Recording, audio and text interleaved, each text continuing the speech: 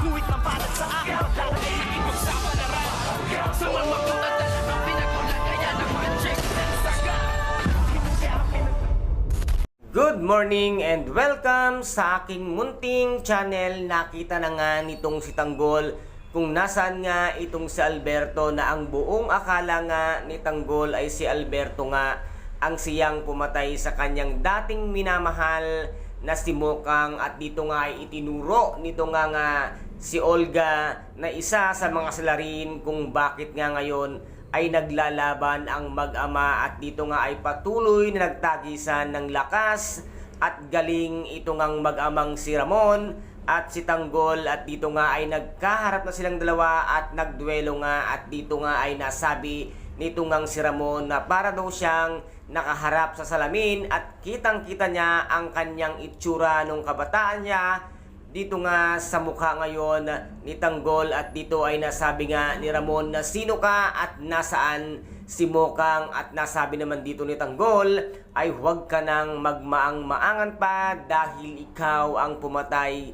kay Mokang, na buong akala nga ni Tanggol ay siya Ramon ang siyang kumitil sa kanyang asawa. At wala silang kaalam-alam na napapaikot sila sa palad nga nitong si Olga. At dito naman ay nabaril nga si Primo ng dati niyang kasamahan.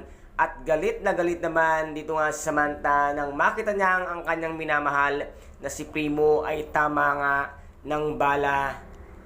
Ano kaya ngayon ang mangyayari sa duelo nga ng mag-ama? Magkaintindihan kaya at magkapaliwanagan kaya sila?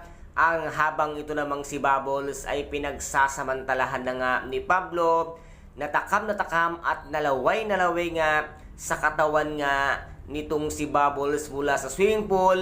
At napahiya pa nga itong si Pablo dahil nga inamin ni Bubbles kung saang lugar sila nagkakilala at kung ano nga ang kanyang trabaho. At dito naman ay laking gulat at nabigla nga si Senyora Vitina sa mga nalaman niya tungkol nga sa pagkatao nitong si Bubbles. And guys, ito po ang ating pakaabangan dito nga sa tinaguriang pambansang teleserye FPJ Ang Batang Quiapo. At kung nagustuhan po ninyo ang aking videos for today, paki-subscribe na lamang po ng aking channel, paki-like and share para maging update kayo sa lahat ng gagawin kong videos.